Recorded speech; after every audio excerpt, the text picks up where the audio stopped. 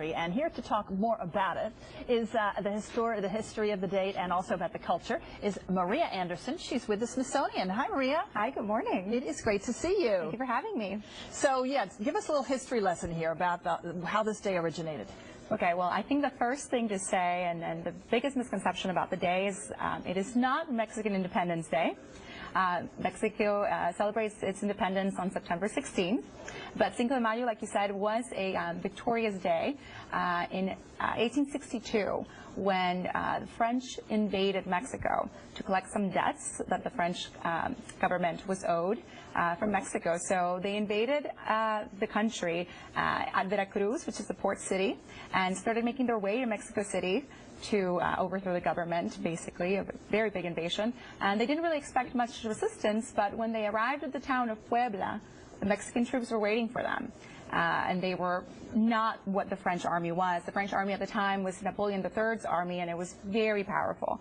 But somehow the Mexican army was able to defeat the French, and that victory became something of great pride to the Mexican people.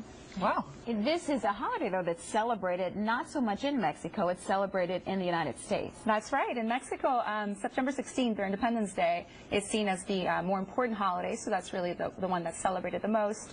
And the Cinco de Mayo celebration actually started among the Mexican-American communities in the American West and Southwest.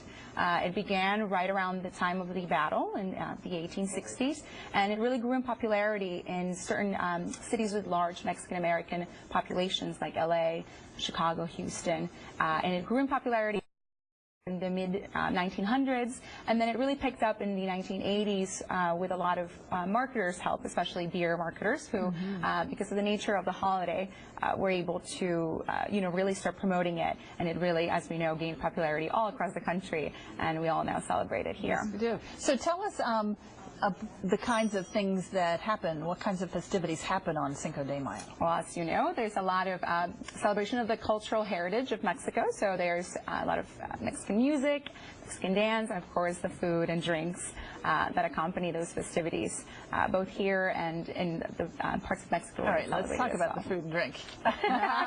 Specifically, I mean, we kind of think of the margarita, don't we? Absolutely. Well, how did the margarita start, and how did it get synonymous with sort of Cinco de Mayo? It has such an interesting story because the margarita originated in the 1940s, and there are various different people who claimed made the first margarita all across the U.S.-Mexico border. So there are bartenders and people in the U.S. who said that they made the first margarita ever, and there's people in Mexico who said they made the first margarita ever.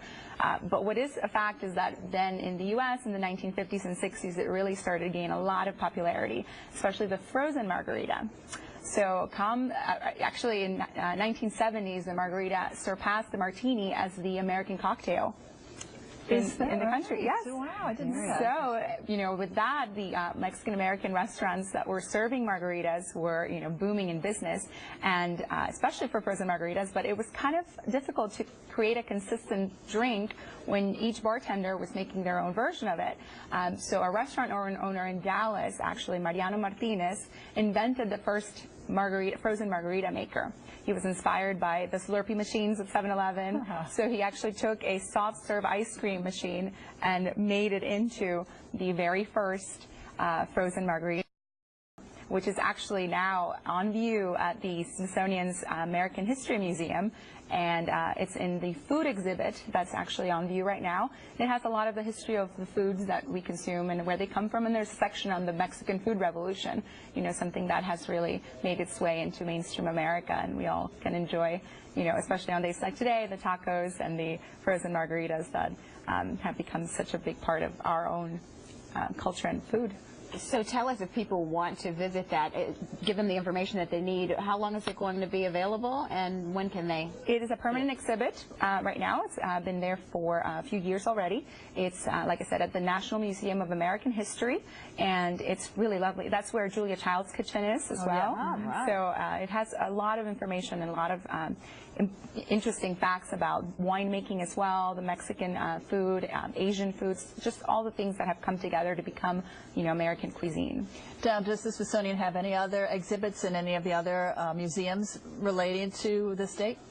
Relating to this day, there's a few things at the American History Museum that are very important in terms of Mexican-American culture and heritage. So where we're going to see the biggest celebrations, where will we find the biggest Cinco de Mayo celebrations? More in the south-southwest? South-southwest, yeah, absolutely. It's going to be on the West Coast. That's where the celebrations are really big. In LA especially, there's a few parades, in Chicago as well. So it's a very important holiday here in the U.S., celebrating that culture. And the big celebration right here on our set in a few minutes. So stick around. We're coming back. We have a big party happening Cinco de Mayo here on Let's Talk Live. We'll be right back.